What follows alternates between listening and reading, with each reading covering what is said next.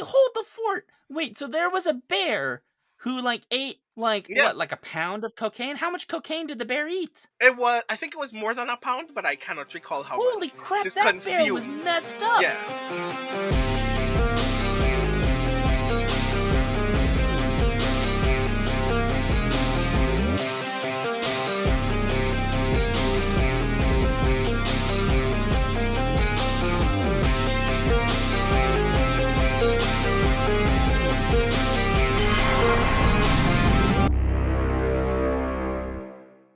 Welcome to the Skippy Fanny Show in 2023, the year of our Lord and Savior known as the Cinnabon at the Mall of America. My New Year's resolution was to stop using references to the mountain goats this year to refer to our collective malaise. So instead, I'm using references to Werewolf Gimmick, also by the Mountain Goats. You listen to a band that's just a pair of mountain goats that sing? Yes. Also, one of those mountain goats is in Poker Face, but we're not talking about Poker Face right Wait, now. wait, hold on. Are they like a metal band? Is it just like meh? Is that Oh like god. what it is? And they just put some heavy guitars under them? That's even if we continue to extend this joke, there would still be a folk band.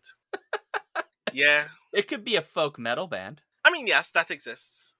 And it's not Yeah, like I they mean, would be out of their wheelhouse, but still. anyway, I'm Sean. I'm Brandon. And today we're going to share a lot of updates on the show, changes and exciting things to come this year, what we most enjoyed in 2022, and what we're most looking forward to in 2023, using our infamous arbitrary narrowing system developed by Robotic Gophers. But before we refer to those gophers, we have a lot of announcements for you, actually. Well, maybe a lot. Somewhere between 3 and 14 million. We're still counting in the process of actually delivering those announcements. So I'll just deliver those announcements, I guess. First, we're doing something different this year. Last year, you might recall, our holiday special Torches Cinema was live streamed as the crew spoke about the cinematic classic, in scare quotes, Rudolph and Frosty's Christmas in July. And those folks loved it very much. One of which folks is in this podcast session with me right now. That we actually spoke about it and decided we would do more streamed stuff, which I'm very, very much looking forward to. So one of those things, in fact, starting at the end of February, we will now be live streaming Torches Cinema. So you get to hear everybody's wonderful, intelligent takes about absolutely terrible movies live this time. So that's going to be a lot of fun. So we're looking forward to doing that on the last Saturday of almost every month. We're still trying to figure out the schedule. So when we get more ideas about what we want to watch and what pace we want to watch them at, you will learn more about that as well. And the other thing that we're thinking about live streaming is a whole new show that we're still working on that will cover current events in fandom, listener suggestions, and other random things. A kind of this is what's happening this month kind of thing. Imagine the news but for fandom, and then imagine that was fun instead of boring and frustrating. We have no idea what we're calling it yet. We have no idea what its format is going to be, and we're still trying to figure out that schedule as well. So if you have any suggestions, there is a place where listeners of the podcast place their suggestions, and it's in skiffyandfanty.com/listener suggestions. So please feel free to give us any ideas at all. Give us more questions that you'd like us to answer, as we have in previous episodes. Give us things that you think the thing should be called. Tell us what kind of stuff you'd like us to cover in those streams, and we would like to do that for you as much as possible, starting very likely in April. No, it'll start sooner than that. It starts in March. Oh ho, it's starting in March. Yeah. It's just that through April is where we're guaranteed it's going to be the first Friday of every month. So March and April, it'll be the first Friday of March and April. Guaranteed. Okay. Look forward to both of those things. I'm very excited, and I'm going to be on camera with Sean. So I hope that you're My also God. very excited to watch both of us be silly. And sometimes very smart, but mostly silly. Yeah. Yay. So beyond that, there's more stuff. We are going to be making changes to Patreon this year, mostly with the structure of Patreon and with the goals of Patreon. So if you're on there already, you're just going to see the tiers there's going to be some adjustments to the tiers, like what they entail. not very dramatic ones. Just it's going to be about streamlining what we can provide there and then adjusting the tiers to account for some stuff that we would like to do. In particular, we are trying to do a plan that we'll be talking about very soon here, or at least very soon after this recording. It'll probably already be discussed by the time this releases. Uh, Basically to get transcriptions of episodes past and then obviously future, so that we can have a more inclusive show for folks who would like to kind of participate in enjoying what we produce, but perhaps audio is not a medium that is their preferred medium, either for access reasons or just frankly preference. So we want to do that, so we're working on that. That'll come with what changes come to our Patreon. So if you're currently a supporter, expect to see those changes at some point in February. If you're not, please join patreon.com/skiffyandfanty. Any amount is wonderful, but at the very least, $1 a month, if you've got it to spare, does wonders. Mm-hmm.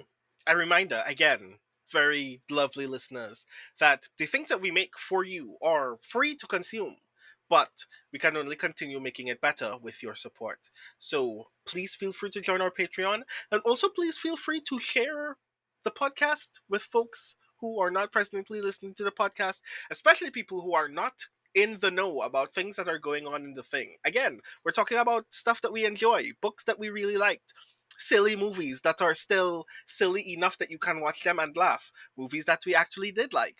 You can share that with folks who you think would benefit from learning about cool stuff that is going on in SFF, because that's what we're making the thing Give you to an do. example of a bonkers movie we're probably covering because Iori's making us do it.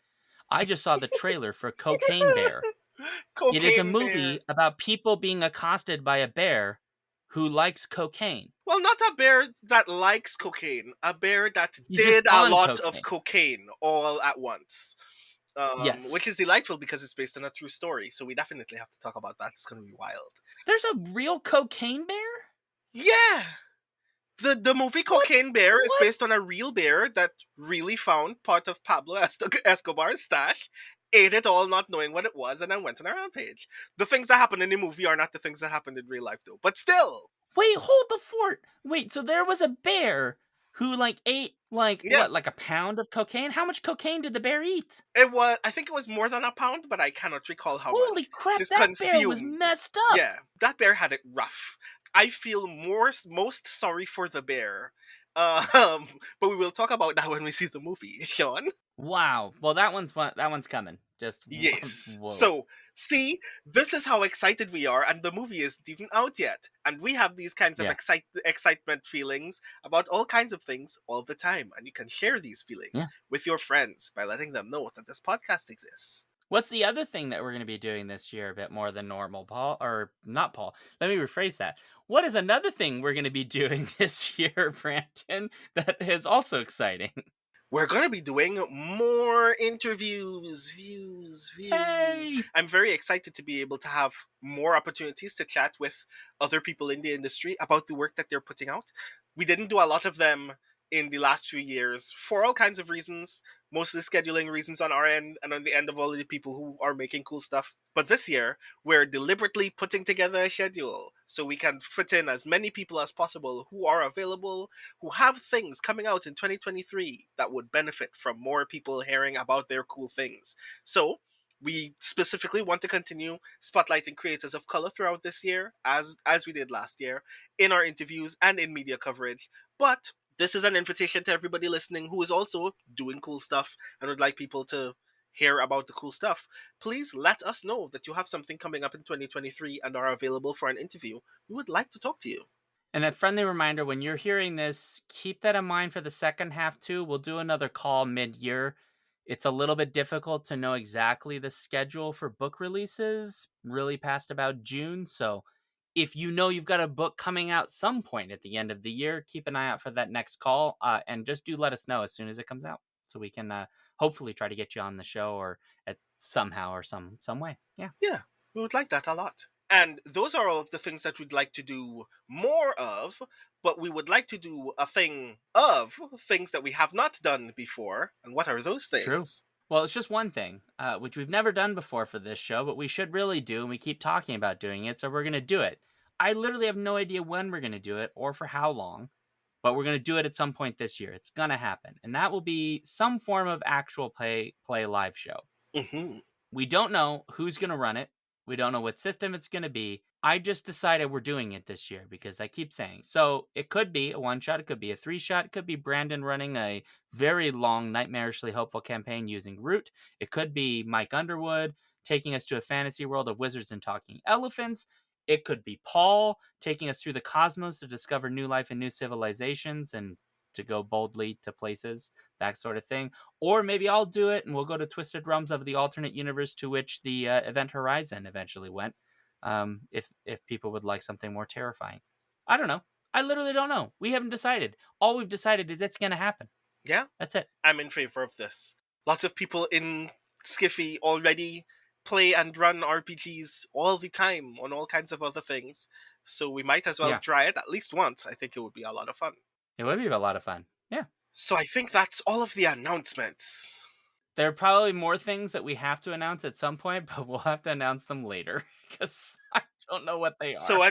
when we counted between 3 and infinity, we closed at 5. Good. Noted. All right, so let's get to what the point of this episode is, really, that's primary, which is it's the first episode of the season, and we did lots of things last year, and we're going to hopefully enjoy many things this year. So, our goal is to go over the things we enjoyed in 2022 to start. So, as always, our categories are some sort of book thing, some sort of media thing, and then some sort of other thing, which is some sort of geeky event or moment or something of that nature. Not like you bought new shoes, unless they were Common Rider shoes. I mean, if I did, I would have put it here. But no more distractions. Sean, what's a book that you really enjoyed in 2022? So I didn't read as much last year as I would have liked, but the book that I've chosen is naturally a book that Brandon also enjoyed, although it is not Brandon's thing on Brandon's list. And that is the book The Ballad of Perilous Graves by Alex Jennings, which we both read and we both interviewed Alex for. And while there were a handful of books last year that I got to read that I thought were very, very good, this is the one that really blew me away because it was just it was the narrative voice that did it. It was the way it was written. It just sucked me in like a hurricane. Like I felt like I was just being dragged straight into this adventure. So I also just love Alex. I think Alex is like a really nice person. And I really want Alex to have many, many, many, many successes. And I hope that this book was successful for him because Ballad of Perilous Graves would absolutely be on a Hugo ballot if we get to make a Hugo ballot this year. Yeah, I agree. I have a lot of feelings about the Ballad of Perilous Graves. I agree that Alex is absolutely brilliant and Yeah. absolutely deserves to have people rave about this book. Not just because Alex is cool, but because the book is, in fact, incredibly dope. If you haven't read The Ballad of Perilous Graves yet, you should do that. As for me, Yeah, what's your book thing? I know this book. you know this book? I Nice. have this book. I'm very glad. I hope that you are reading it and very much enjoying it. My book thing is Grey Shade by Gregory A. Wilson. I had the good fortune of actually sensitivity reading for Grey Shade, so I read it before everybody else did. Um, and it is without a doubt one of my favorite fantasy novels of the past like 5 to 10 years. And this is noting that in a lot of ways, for a lot of reasons, someone might pick up Grey Shade and think that it is a run of the mill fantasy thing. Here's a guy, he has a sword, he has enemies, he stabs his enemies with his sword. He also conveniently looks like the author. This is a thing that if you point it out to Greg, he will deny that that was deliberate. But the thing that stands out to me about Grey Shade as a novel, because I actually was a big part of the Kickstarter campaign for the trilogy that Grey Shade is the first novel in, because I'm also designing the RPG for the world of that book, totally separate from having read it. This is just because I enjoyed the thing so much that I wanted to continue supporting the thing. And that's because Grey Shade is one of the few fiction works that I've ever consumed in any genre, in any medium, that is concerned with matters of faith and religious identity in ways that are not very black and white. Like, it gives room to essentially ask the question, what if you have a crisis of faith that is so deep and so strong that it upsets the way that you see your own place in the world, but you have no idea what to replace this feeling with, because this faith is still also the only thing that you've ever known. And I think that that's really cool. I think that a lot of people, regardless of your own connection to that particular narrative through line, will enjoy the story itself, because the story itself is still very cool and full of swashbuckling action that you will enjoy in any of your other sword and sorcery fare. But especially if that is a theme that you want to see more work explore, I think that this work explores it very well. I think that you will like even some of the terrible characters in this book are presented in ways that are easy to narratively value. You mightn't like them, you mightn't think that they're pleasant people, but you will think that they're kind of cool. So yeah, I think that Grey Shade is definitely worth more eyes on it. Definitely keep those things on your radar, and as well, as I mentioned, RPG things coming soon in 2023. So yes, Grey Shade. Perfect. So we get to media. Yes. What is your media thing, Sean? Well, you know it. Of course you do. Of course I do. Like, it's weird since COVID. I've just like given up keeping up. I just watch whatever I want now. Like, I'm like 3 series behind on Marvel, Disney. I don't know. DC's probably doing stuff. Like, I'm just so behind. I haven't seen. I think I haven't seen any new movie from last year, like at all. Unless the Snyder Cut. Did the Snyder Cut come out last year? I don't know. I don't think that was last year. What This is time, this Brandon? decade that we've been alive in has been, in fact, very Ugh, busy. I it's don't judge nuts. you for it. Yeah. So I was gonna go with like, oh, the entire James Bond movie series, because I watched that start to finish almost twice last year, but it wasn't. No, in fact, there was a show that came out that we did an episode on called Leverage Redemption, which I found utterly delightful for many reasons, including that it was funny, it had good heart, it had an interesting ethos, I suppose you could say, of how it approached the idea of what redemption means and who gets to have redemption and how they approach it, whether or not we can accept one's redemption, what does one have to do to achieve it, those kinds of things. I thought it was just really an interesting take on the concept. Also, like, the whole like magic card reference episode was just honestly one of the best. It would only have beaten it would have been the best episode of the season if not for the fact that there's a LeVar Burton episode where he plays like a secret spy librarian, which frankly is like my dream come true. So go see Leverage Redemption. It's on IMDb's like channel-y thing. Yes, Go watch it. it used to be called IMDb TV. It's now called Freevee, because of course it is. Ugh, how did they make that worse? Yeah. Also, you want to hear a funny thing? You know this bugbear of mine very strongly. Freevee is not Not available in available? Trinidad and Tobago. Fucking, of course. Well, you and I both are going to be having a fun year when it comes to piracy. Oh, So, yes, unfortunately. anyway, your media thing. Let's Yes. get to you. What about you? What do you got? Let me get. Oh, let me guess. What could it possibly be? I wonder, could it possibly have something to do with the entire media sub podcast that I do with our good friend Eric Oh, Cusano on this network? I wonder. oh, you mean the Fast and Furious podcast you guys Oh, do? God. Yeah. So, I also didn't consume a lot of new media this year. I consumed like sequels of things or subsequent seasons of things that I'm already enjoying. I spent a lot of time rewatching guilty pleasures and being very critical of my Mm. engagement with those guilty pleasures. Turns out a part of my brain is just attached to police procedurals as a format, even though I'm still Huh. highly critical of them. So now I just end up watching like old police framed mystery series going, but this is bad. I'm not supposed to enjoy this feeling. So there was a lot of that. But The other thing that I'm always very fond of consuming, even when I have very difficult feelings about it, is Kamen Rider. And this in 2022, a very interesting thing happened on Amazon Prime Video, which is Toei Productions released a Kamen Rider series on Amazon Prime, which is the second time that they've ever done this before. Which was an adaptation that they had announced during their 50th anniversary celebrations the year prior of a Showa era series called Kamen Rider Black.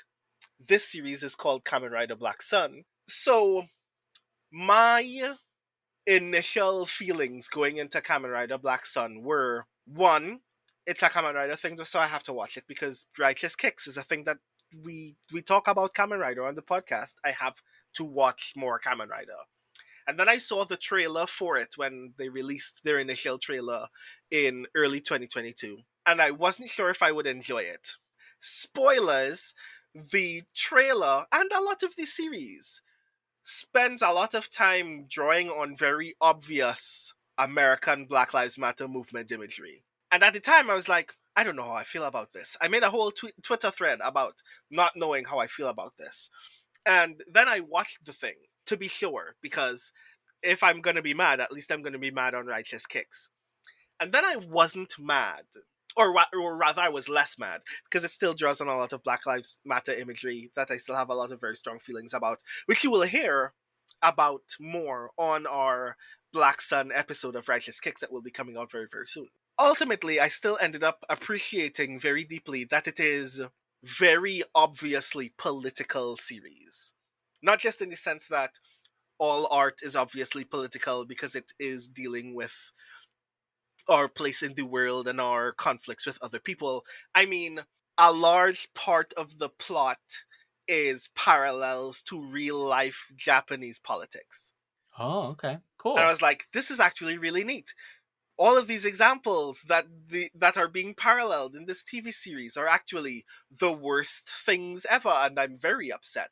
But I think that it's very admirable that they took a series like this as an opportunity to attempt to have conversations about some of those things in ways that are both very even-handed in its approach about what makes someone villainous or heroic, while taking real life historical elements and the people responsible for them to task in ways that are almost prescient. I can't spoil any of those things for you. You need to watch Black Sun. It's literally only like 12 episodes, and you can, I'm pretty sure if you have Amazon Prime Video in your territory, you can actually watch it on Amazon Prime Video right now with English subtitles. So please definitely check that out.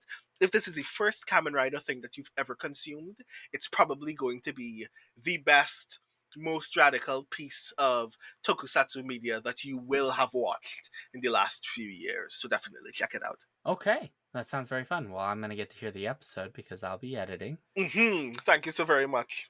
You're welcome. Well, great. So let's get to the last category, which is like our catch-all category for things. So mine is, I think, a little bit obvious at this point because last year I got to run the academic program for ShyCon, which was last year's Worldcon. Some people might have gone. Some people might have even attended some of the events that I helped put together. I can't think of any of those people. I mean, you definitely didn't attend anything. Nope, not at all. Nothing. Not a single thing. Not a single event that I was involved in any way, shape, or form. No, a bunch of people did actually go out to stuff, and they were seemed to be reasonably populated. So I think overall it was a pretty big success. I did it as an effort to try to get a little bit more experience with con running, because while I have helped with programming on things like Capricorn and things of that nature, I didn't know if I could actually run like a programming thing, like as a being in charge. But academic was like, okay, this is small relatively. Let's see if I can do it. I will say that while I learned a lot, I've still got a lot to learn on honestly being good at running programming for any US based convention. I'm happy to help on them, but I've got a way to go before I think I'm ready. And I think one of the reason things I've learned that from this is also that this is not easy. It is exhausting. It's sometimes thankless, and things go wrong, and that's it. It's just gonna happen, and you're just gonna have to accept it.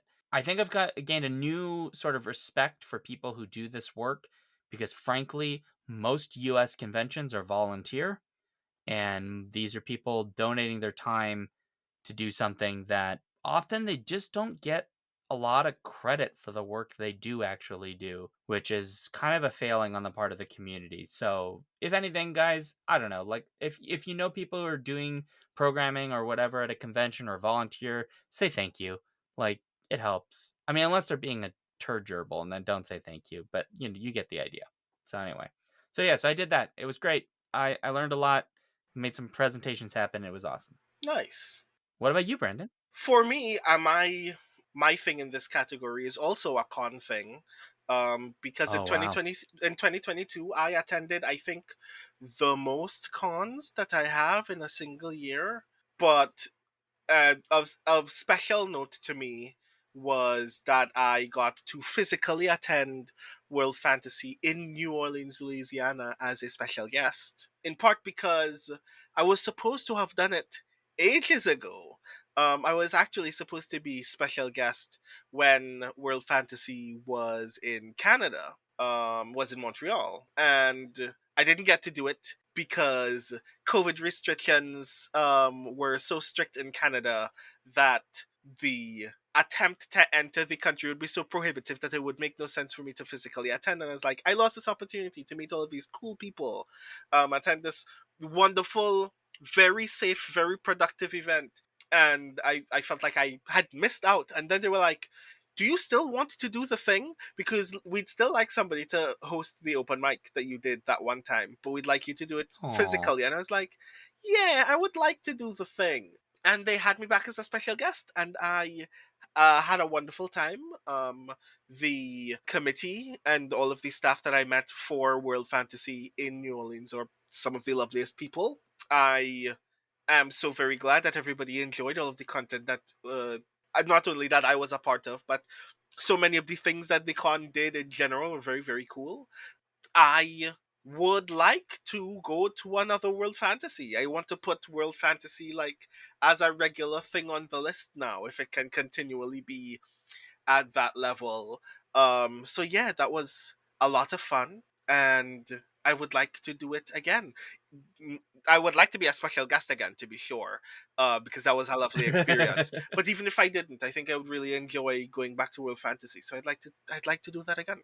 sounds great. Yay! So that was the past. Yeah. So now that we're done looking back, we should probably start moving forward. So Yeah, you gotta get that title from the podcast in the yes. episode.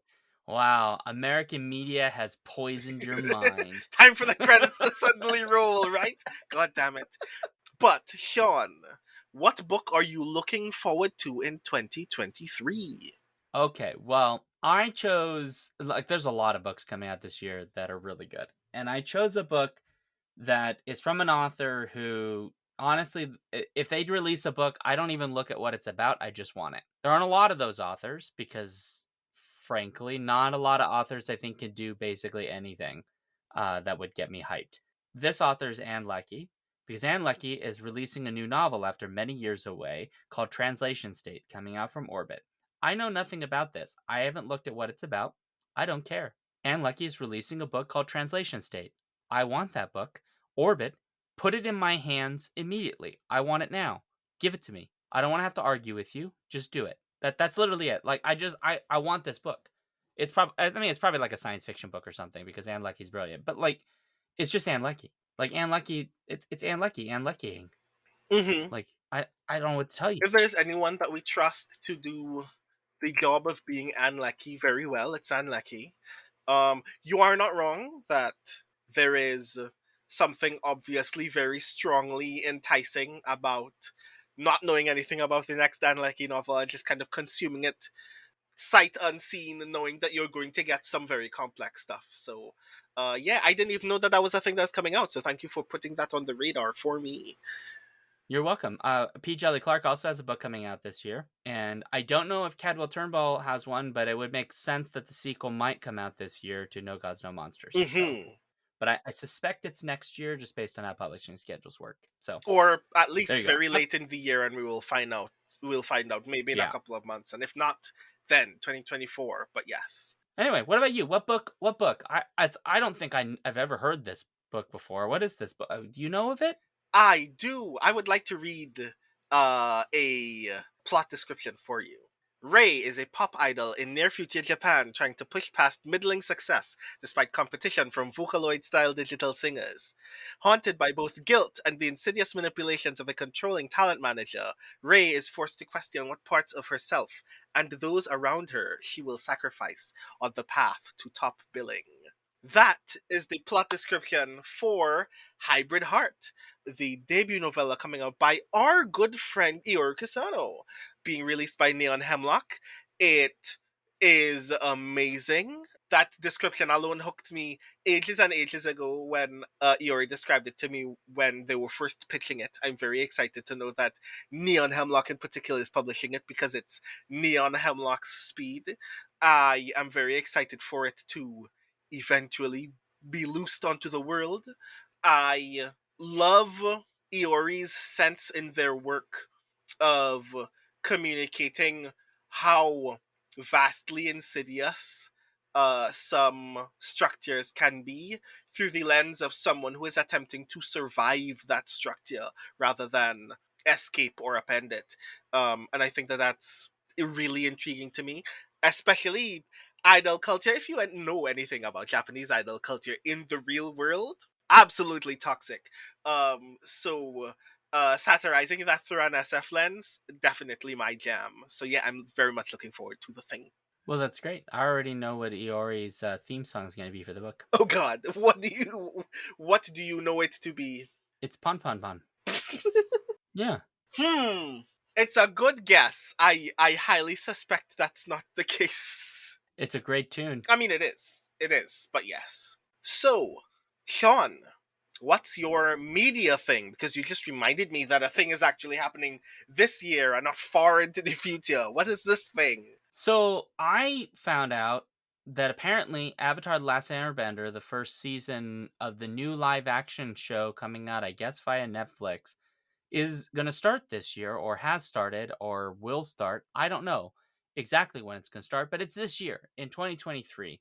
And I think it goes without saying why I'm interested in this, because Avatar, to be clear, the original Nickelodeon animated television program, not to be confused with the horrific Blue People movie or the equally horrific adaptation by M. Night Shyamalan. The original animated series is perhaps one of the greatest television programs ever made. And I think I'm stating very lightly there. And so to have a live action version now done presumably more effectively and more appropriately for the narrative is very exciting. I know nothing about it in terms of its cast. I know nothing about its directors or who's making it. All I can tell you is I am definitely watching this. I am super curious to see how they adapt the series into what appears to be 8-episode first season, which I suppose is part of one of 4. I'm not sure. I literally don't know. All I know is it's gonna be exciting, Brandon. This is gonna be so cool. Mm-hmm. You're gonna see a real child bend the air. And you know what we won't get? We will not get that racist moment when all of the people of Asian descent don't realize that they're standing on rock, even though they're all earthbenders. And it just takes the lily white kid to tell them, hey, you're standing on top of rock. Oh Yeah, God. that's the movie. That's the live action movie they made. I was flabbergasted. So, okay, I need to express a thing. So, you know nothing about the casting, right? Nothing whatsoever. It's probably great. It is great. Netflix was releasing snippets of the cast announcements for most of the latter part of 2021. Can I just give you one? Who's Zuko? Who's Zuko? Zuko, you might not know. an Okay, actor give named me the one Dallas I Liu. would know. I'm just going to give you one random thing that you know. So, because I made you watch Kung Fu, you know Ah, Yvonne Chapman, who plays Jilan in Kung Fu. yeah. She plays Avatar Kyoshi. Oh, interesting. That's a Yay. curious choice. Who plays a big flying creature? Oh god. I don't think they made any announcement about. If it's Jack Black doing the sound effects, I will be No, so stoked.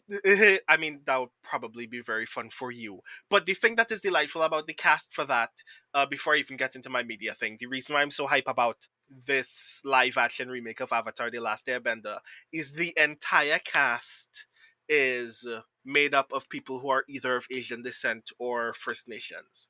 It's actually really really dope. It's huge. Amber Mid Thunder Yeah. is here. I'm really excited because and it's not going to stop there, right? Because secondary cast, supporting, and then background cast, etc., Hmm. are likely to fit within those groups, which means we're now this show could be the thing that helps build the train of more people of those descents getting into Hollywood and acting, Yeah. which is kind of the whole big deal. Like you can't just magic up diversity. You have to like build it. Hmm. So this show could help make that possible. Yeah, I'm excited. especially because it's like main cast is made up of folks who have like credits to their name but are not like Huge. not huge. Ang is being Yeah. played by Gordon Cormier, who was in The Stand and Lost in Space, but like only has like 6 or 7 credits.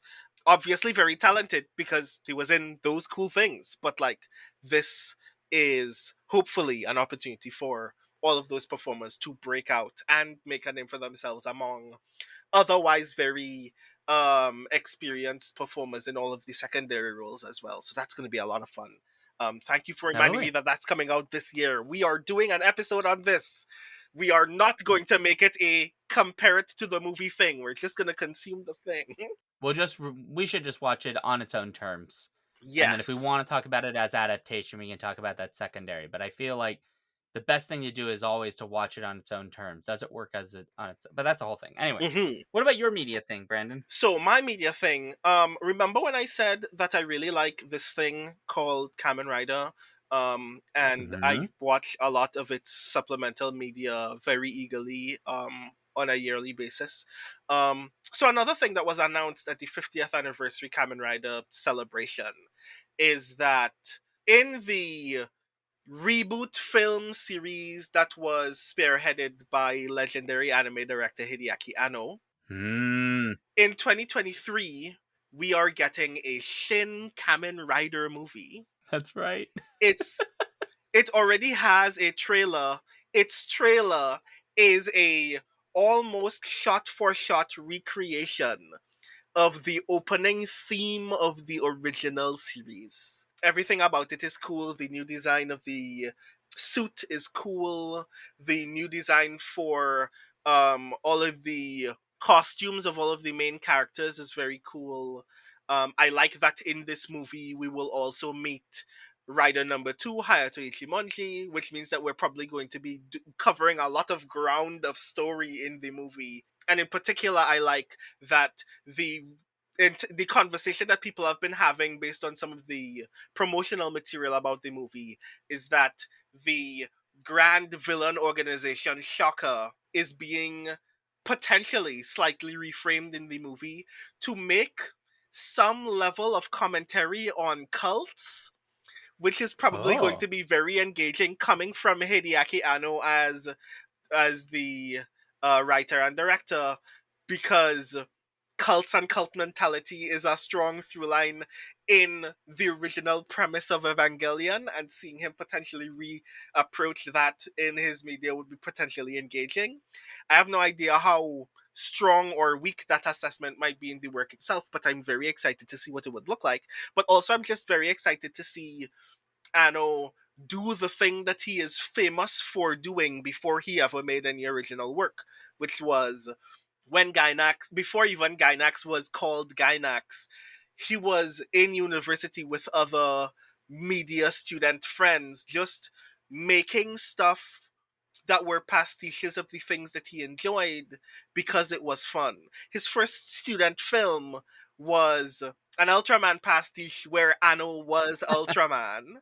And I feel like now that he has been freed from the ever never ending emotional curse that is Evangelion, for all of its actual accolades, I think that it would be kind of really engaging to see Anno make a thing that he enjoys because he enjoys it, rather than feel compelled to mean something to the rest of us, even though I'm pretty sure it will still mean something. It's true. Yeah. So yeah. That sounds very exciting. Yeah, I'm interested to see what comes out of that because it sounds really interesting. It comes out in March 2023 in Japan and will most likely come out somewhere in the October November period in the West, but that's not going to stop me. So yes. Fair enough. hmm Yeah. So Sean, we've talked about books, we've talked about media. What about everything else? Well, I can't list everything I'm excited for this year, so I'm going to list a very simple thing, which is again, I have no idea what exactly we're doing, but I am very excited this year for us to do an actual play thing because I've wanted to do it for a while. I've wanted to do a lot of things for this show for a while. I tried to do it with some friends and it didn't work out, which fair enough. Life happens. So I want to do a thing with the Skiffy crew or a portion of the Skiffy crew since we have too many people that you could have one with everybody in it. So that's what I'm really excited for. Again, since I don't know exactly what it's gonna be yet, that's kind of part of the excitement actually, because there's just so much up. There's so many different things we could do. We could do almost any kind of show we wanted. We could do many different kinds. We could do a bunch of one shots. We could do a mini campaign. We could just do one show and see how it goes. I don't know. So much opportunity there. I just want to have fun. hmm And I feel like an actual play with the people that are on the show would be fun. So there it is. Yeah, I agree. I am inclined to agree with you, because my thing is just more of this. So, for context, I did a count the other day. Do you want to know how many tabletop role playing game actual plays I am presently a part of? 6. Just just short of that. I just closed one. I'm playing in another. I'm playing in one more and just got added to the crew of yet another one. And I'm I heard. planning another one later in the year. So suffice it to say that I am very thoroughly engaged with this and it is giving me great joy. I'm doing a lot of things for Speculate, obviously, including being one of the players on Court of Blades Faloward. I just joined the crew of Gregory Wilson's Infinity and Beyond game of Eberron, which I'm having a lot of fun with. I just joined the crew over at the Initiative Order, where we're playing the Power Rangers RPG. I heard you oh, Did I are you the Green Ranger? You better be the Green I Ranger. am not the Green Ranger, but you would be pleased to know that my physical copy of the Power Rangers RPG is the Green Ranger cover of the book. Okay. But yeah, I like all of the tabletop stuff that I'm presently doing. I'm designing a lot of games right now. As previously mentioned, I'm working on the RPG tie-in game for the Grey Shade novels. So I'm very excited for people to see and hear more about that. I randomly got inspired a couple of months ago to work on role playing game system of my own, just like a total like reskin of Blades in the Dark with some whole new mechanics that I'm very excited to test out at some point. So that's been on my brain very eagerly for some months now. The list of games that I want to play with friends has gotten very long. Like I bought Power Rangers RPG specifically to play with Sean and some other people. I got stuff like Alice is Missing. I got the latest edition of Hunter the Reckoning because I want us to play essentially what if Supernatural was full of idiots. Let's do it. Oh my god, let's do it. Yes, right? I can play an idiot. I can play an idiot. So suffice it to say, the list of things that I want to play is get very long and getting longer, and I want more opportunities to do that. And I want this new actual play thing to be one of those opportunities, but I don't want it to be the only one because I just want to have more opportunities to play with my friends. So yes, I'm very excited for this. I'm very excited for whatever new stuff is going to drop in 2023 that I'm also going to be hype about because I am supposed to be attending Gen Con later in the year, and I'm sure I'm going to walk into that dealer's hall and go, ooh, this book looks shiny, and I'm going to find another thing that I'm going to need to play before the year is done.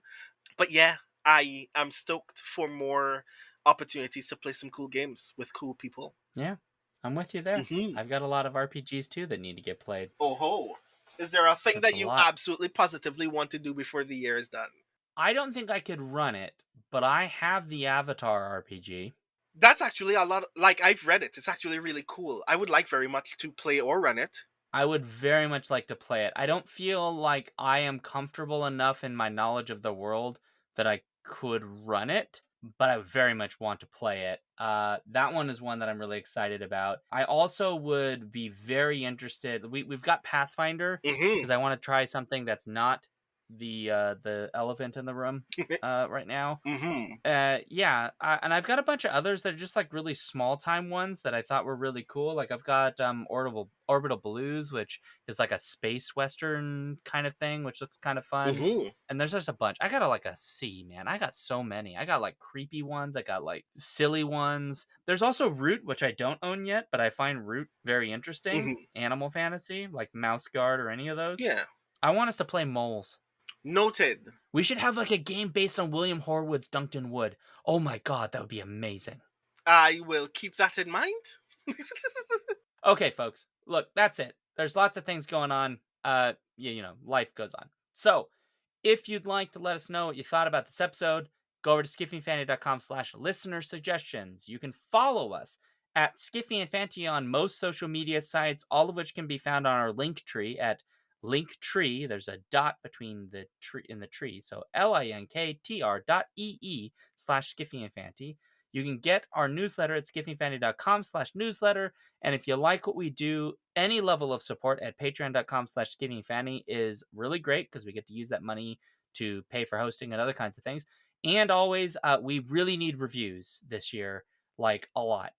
Please review the show. Let folks know that you love us.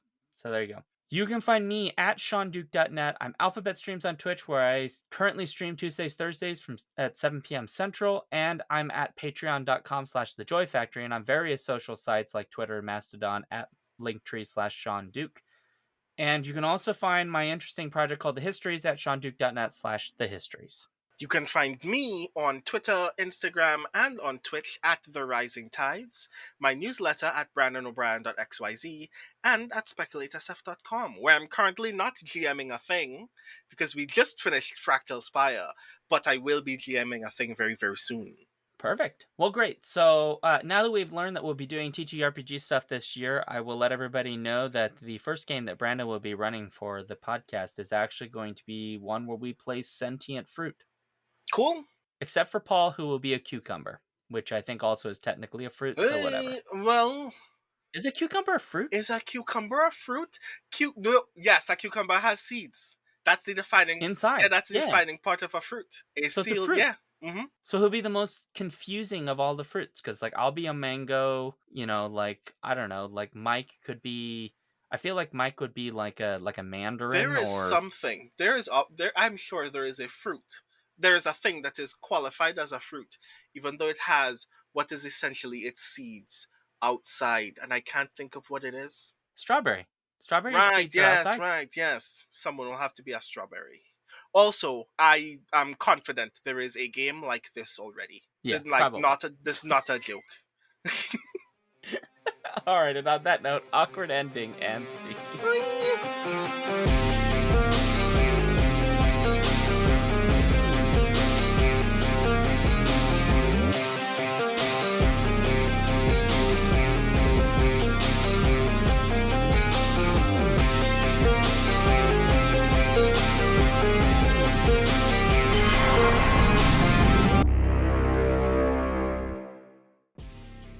If you want to support this show, you can go to patreon.com/skiffyandfanty or skiffyandfanty.com, our website, where you can get access to all of our fancy things. Our music comes from Holy Mole. You can support him and his work at patreon.com/holymole. Thank you for listening.